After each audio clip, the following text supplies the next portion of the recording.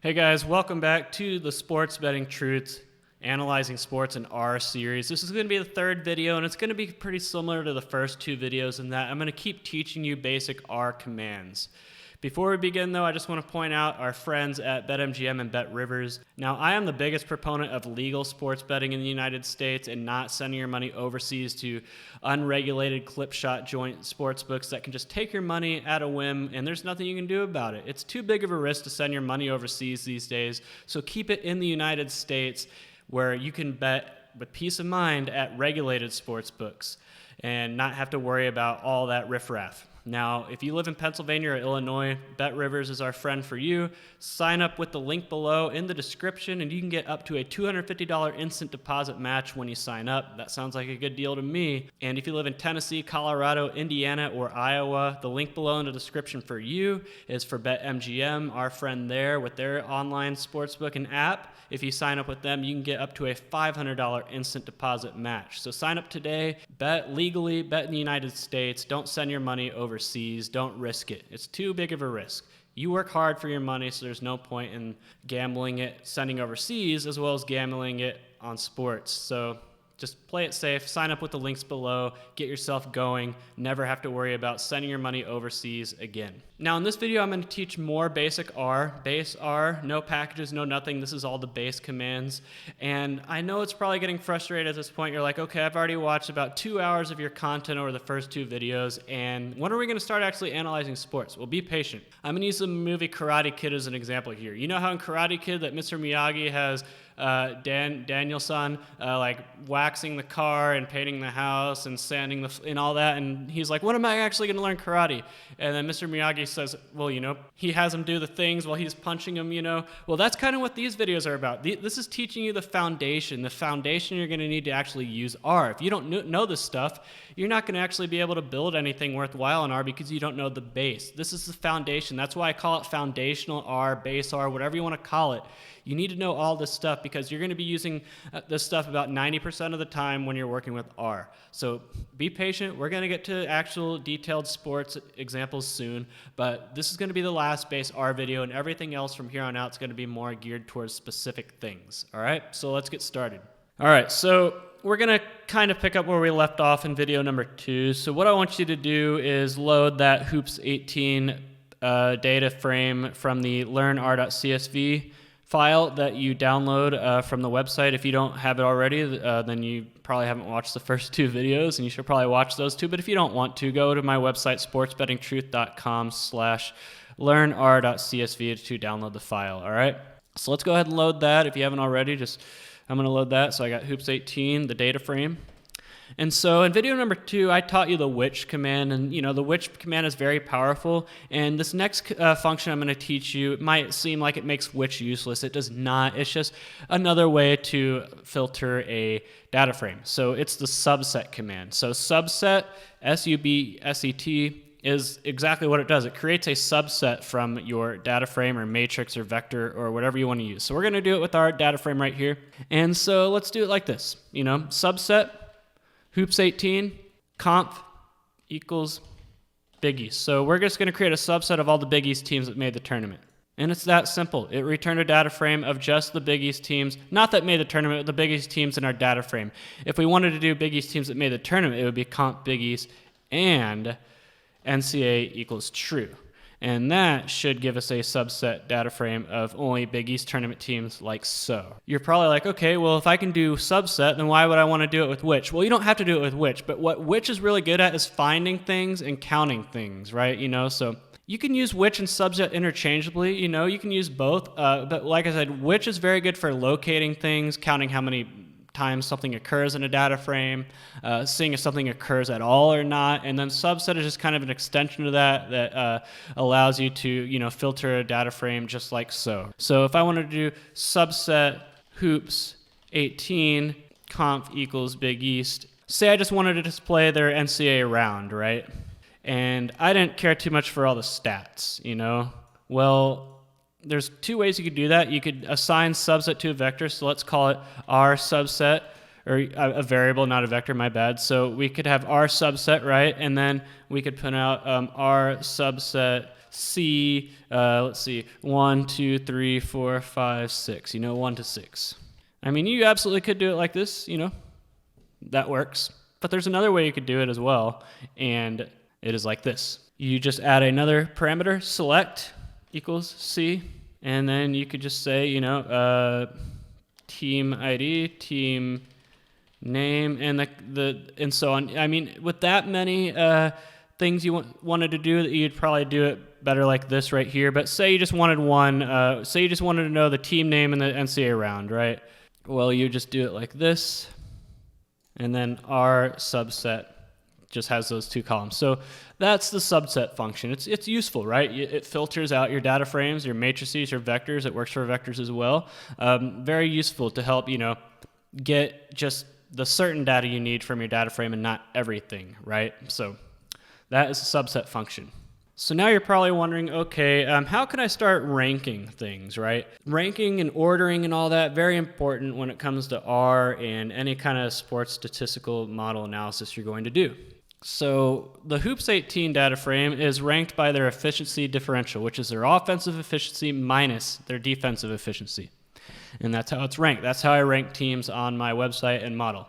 So you're like, okay, well, we know how they rank on efficiency differential, but what if I want to see okay, who's the best offensive rebounding team that made the tournament? Well, to answer that question, we could do this. Let's do orb subset, which stands for offensive rebounding, equals subset, Hoops 18, NCAA equals true. And now we have just teams that made the tournament, a 68-row data frame. And now we are going to do this.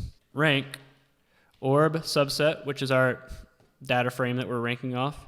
NA.last, so I'm going to talk about the parameters first. So NA.last is default to true, which automatically puts any NAs as at the bottom, so it doesn't screw up your ranking. And then there's a ties method. So how it breaks ties. There's various ways you can break ties with the rank command. If you want to see what they all are, just hit $rank and you can read about them.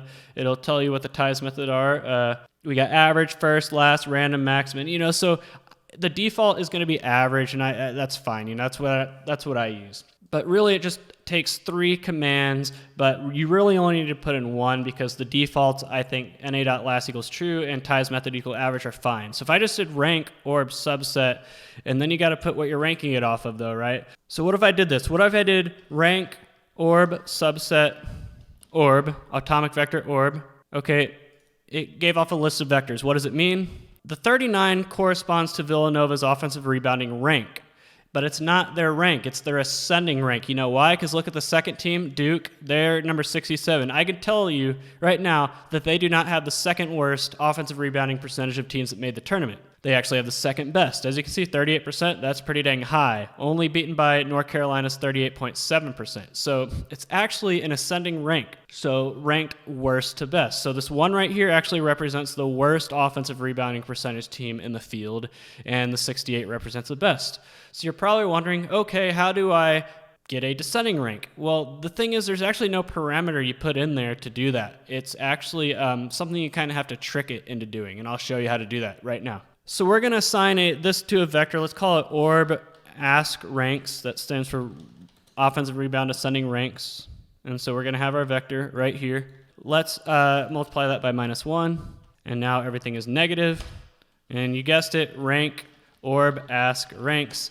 And now everything is right. So Duke, number 2, Villanova, 30th best, and so on. So that's how you do a descending rank. You just convert the ascending rank vector that it spits out and multiply it by -1 and then rank it again, and that's how you get a descending rank. Pretty nifty, right? So let's do this again. So before I move on, let's do this. So what if you do this? What if you did orb ranks equals rank orb subset 14? Because 14 is actually where the offensive rebounding percentage column number is, right? That should work, right? Nope, it does not, because you have to use an atomic vector for rank when you're using a data frame. Pretty weird, right? So now you're probably wondering, well, how do I do it for a matrix? Because you can't use atomic vectors for matrix. Well, let's do this. Orb ranks mx equals as.matrix, orb subset 14. So we're now going to have a matrix of our ranks, actually a vector, but it is what it is. So now, what if you did this? Orb ranks equals rank or orb ranks mx1 because it's 1. Well, that works. So you use the index positions with the matrix, but you use atomic vectors with the data frame. And also with the vector as well, use the index position too. So that's how the rank function works. It's very helpful. If you look at my website, you can see how I calculate all those ranks for everything. I use the rank function, guys. Like you see my individual player pages here, like I have to rank all these players, and I rank like how good their game performances were and everything. I get all these rankings with the rank function. It's very powerful. All right, now let's move forward. So we know how to rank things, but how can we sort things? Well, there's 2 different sorting functions we're about to learn. So if the rank function returns the actual rank, what if you wanted to return a vector of their position? Well, that's where the sort function comes along. So let's do this. Let's call this orb subset sort, and sort orb subset. Let's do decreasing is default to false. So let's do decreasing equals true. And let's do orb offensive rebounds. What do you think is going to happen?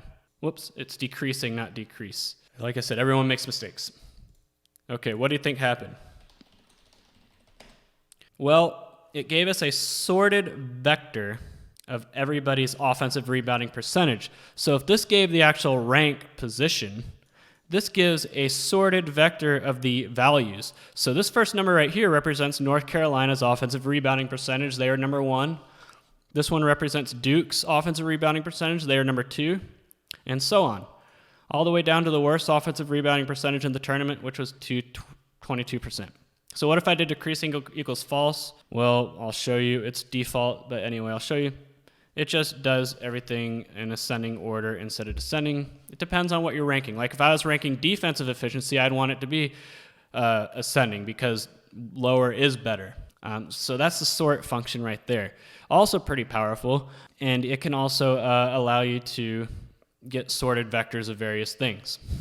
So here's something fun you could do. So what if I wanted to find who this worst offensive rebounding team was without actually having to look it up? Well, let's do this. We have our orb subset sort, right? So now we can do orb lowest value equals min orb subset sort.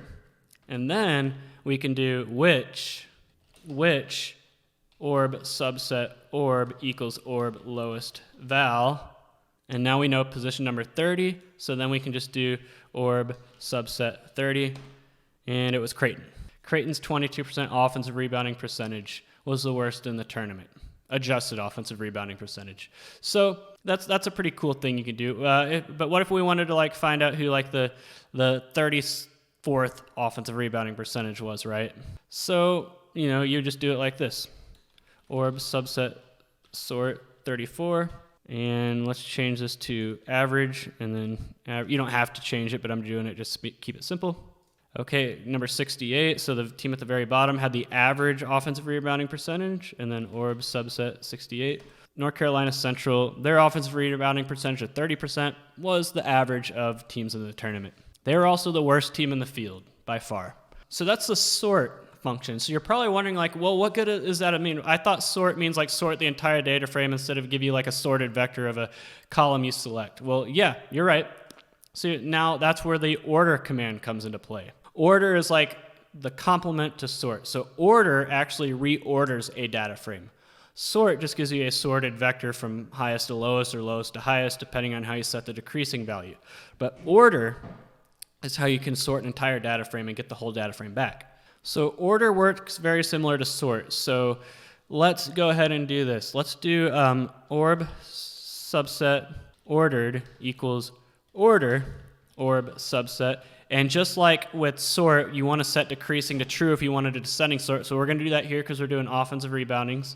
So decreasing equals true, and na.last, same thing as sort. I'm not going to talk about the method because the default is auto, and that's what you're going to use 99.9% of the time. So I'm not going to go into the details there.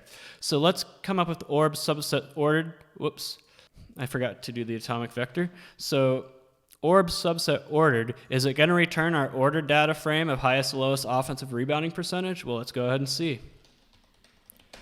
No, it did not. Like with which, it returns a vector of positions. So what the 9 represents is where the highest offensive rebounding percentage team is in the frame. That's North Carolina. They're in position 9 to Duke and so on. So, but we have this vector now, and now we can do this. Orb subset new and do this. Orb subset, and then orb subset ordered, comma, because we're putting in the row portion of the index locator the vector that we got from the order. So now we're just saying, okay, I want orb subset in the rows in this various order, and we do this, and then orb subset new. There we go. Our whole data frame in the right order of offensive rebounding percentage. So that might sound confusing. That I can see why. So remember this. Sort returns a ordered vector of the values that you're trying to sort. Order returns the location, the row location within the data frame that the teams are located in ranked order. So I'm going to split this out into 2. We created an orb subset ordered right here. We wanted to order the offensive rebounding column, decreasing equals true, so we got a vector of row positions. Because remember, orb subset, North Carolina is in position 9, right? So if we do orb subset ordered, the highest offensive rebounding team, which we know is North Carolina, is in position number 9 in the unordered frame. And so now that we have this vector of row positions, we can then create a new data frame, right, off the orb subset frame that we've used, only this time you have a position index. Remember, row, comma, column, row, comma, column. So in the row portion of the index, we put our location vector basically saying, okay, we want orb subset, but with the rows in this order. And that's how we do it, and we get orb subset new, and everything is in the perfect order we wanted. All right, so what if we wanted to sort by turnover percentage? Because turnover percentage, lower is better. So same thing. So let's do it from the top. Let's call this, just so we don't confuse ourselves, because I can see why orb subset might get confusing. Let's call it NCAA subset. Teams that made the NCAA tournament. So subset, hoops 18, NCAA equals true, right? So now we have NCAA subset, which is a subset of teams that made the tournament. And it looks like that. And now let's do sort. So NCAA turnover sort equals sort, NCAA subset TO, decreasing equals false, but since it's default, you don't have to put it. Since false is the default, you don't have to put it. So NCAA turnover sort, it returns a sorted vector from lowest to highest of turnover percentages of NCAA tournament teams. So now we know the order. So if we want to know who number 1 is, we can do this. NCAA turnover min equals min NCAA TO sort, and then we can do which, and then we can do this NCAA subset, and then we do the index, so we're going to do which NCAA subset TO equals NCAA TO min, comma, and leave the column part of the index blank. And so if we do this, whoops, it's not TOV, it's TO. Like I said, people make mistakes, and that's why I'm not going to edit these out, just show you that mistakes are common.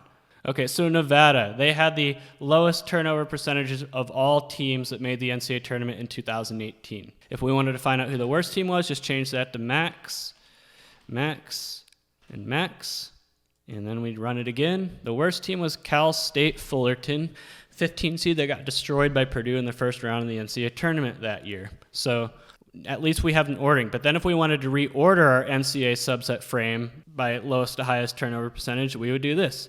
NCAA subset ordered by turnover equals order.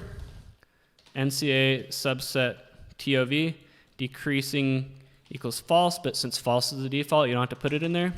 Run that. Whoops, I keep making that mistake, TOV, because in my own basketball model, I use TOV for most of it. All right, so now we're going to do NCAA subset ordered by TOV. But remember, it gives us a vector of positions within, row positions of the teams in the data frame. So one more step. Let's rename this NCAA subset ordered by TOV a vector. And then let's call this NCAA subset ordered by TOV equals NCAA subset ordered by TOV vector. I'm making the variable names descriptive here just so I don't confuse you guys. So now we do NCA subset ordered by TOV. And there we go. There's our ordered data frame from best to worst turnover percentages. So the second best team lost in the first round. So turnover percentage is not everything, but you get the idea. All right, remember in the first video how I briefly covered factors? And you're probably like, okay, when would I ever use that? Well, here's an example of when you could use it. So I'm gonna go ahead and copy and paste this from the first lesson, but I'll paste it right here and leave it there so you can see it. So what I did was I assigned a factor to the NCA round column. So a factor is how you can categorize and rank text. Because, right, text, you can't sort it. I mean, you could sort it, but it'd be alphabetical. But what if you wanted to, like, sort it in, like, highest to lowest? Well, you can't do that with text unless you make it a factor. So in terms of NCAA tournament rounds, the first 4 is the worst and the championship is the best. So you create levels, so if you wanted to order it, you could do that. It's how you order categorical variables. You can order numerical variables very easily because that's what all this represents over here. It's all numeric, so you can sort that highest to lowest, lowest to highest, do math with it and everything because they're numbers. But text and strings and everything, categorical data, not so much. So you have to actually say, okay, here's how this categorical data ranks, and that's where factors come into place. So I'm going to coerce the hoops 18 data set because right now it's not a factor. If I did str hoops 18 and scrolled up, the NCAA round is just a CHR, just a normal string. So I need to make it a factor. So that's how I do it right here. So I assign the factor command, so the data set and the atomic vector of the column are coercing to a factor, and then levels. So levels is a vector, and you want to do worst to best in the levels. And then ordered equals true means the levels are ordered. And so when you specify they're ordered, it means, okay, if you didn't make the tournament, that's the worst. If you lost in the first 4, that's the second worst, and then third worst, and so on. And so I'm going to run this and then do str hoops 18 again. And now it's an ordered factor with 8 levels, and it says first 4 is worse than round of 64, which is worse than, and so on. And that way we can now sort it. So now we can do this. Because I feel like this is a good example to show you how you can order factors. So we're going to use our order command again. So let's do this. Hoops 18 prestige. Let's call it prestige. Prestige worldwide. All right. And then we're going to do order hoops 18 NCAA round. And let's do decreasing equals true. So what's it going to return? It's a vector of positions, right? You got to remember that. And so now if we wanted to show what hoops 18 prestige ordered, and then we're going to do hoops 18 and then hoops 18 prestige in the row index portion and then leave the column index portion blank. And now we can do hoops 18 prestige ordered. Okay, well this is a ranked data frame with the champ first, and then the runner-up second, and then the 2 final 4 losers third, and then the 4 elite 8 losers fourth, and then so on. It's ranked by NCAA round. That's where factors come into play. You can absolutely rank categorical text data that's not numeric just by assigning levels to it in a factor. Pretty useful stuff right there. And later on when we talk about graphing and plotting, factors are also another way that come into play there, but that is a later video. All right, so now we're going to talk about lists. So lists, I don't use them as much as I should because honestly, I prefer to export a lot of my data to CSV files so I can have hard copies of it. But think of lists as a way to store all of your data frames because we have a lot of data frames. Look at all these data frames we've created over the first 3 lessons, right? Lists are just a way to store information in mass quantities. So let's create 4 data frames. This one will be called hoops 18 big 12, and it will be a subset, hoops 18 conf equals big 12. And let's create 3 more. Let's do this one big 10, this one will be big east, and this one will be big west. So all the bigs. Or not all of them, but most of them, some of them. There's still the big south and big sky. And then let's see what they look like. Okay, so we got a data frame of all of our teams within those conferences. So say we wanted to store these, right? We could keep them as they are, you know, hoops 18, big 12, it'll always be there. It'll always be in the global environment. there is a way you can store these, and it's a very situational type of thing when you'd want to use a list, but trust me, I use them. Most of the time it's going to be when you're using a loop or something like that and updating a bunch of different data frames at once. For example, in my baseball model, when I'm, processing and adjusting and calculating averages and everything for various splits and stuff like that, I store everything within various data frames in a list while I'm doing those calculations, so I can jump from data frame to data frame during the calculation and be able to call those data frames and everything without having to write everything to a CSV file or something like that. So it's just an easier way to access a various group of data frames. All right, so if we wanted to put these all in a list, here's how we would do it. Let's call this big bad list, right? And then it's just this simple: list hoops 18 big 12, hoop 18 big 12, hoops 18 big 10, hoops 18 big east, and then hoops 18 big west. And now we have our big bad list. If we did this big bad list in the console, well, it would print out all the items in the list one by one. See, position 1, the big 12, position 2 is the big 10, position 3, we got the big east, and then position 4, the big west.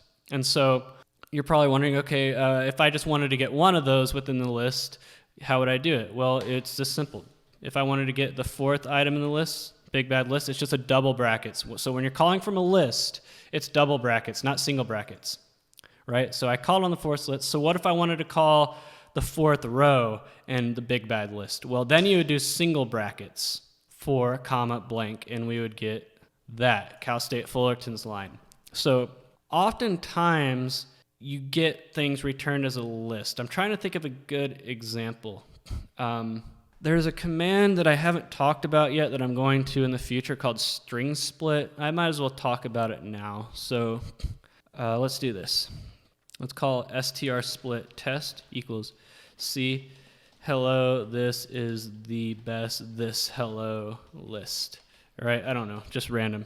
And then if we do string split, what the string split command does is it returns, or it splits a string based on a delimiter you select, or a split you select. So if I did strsplit test and then split equals hello, right, it's going to split the string like so.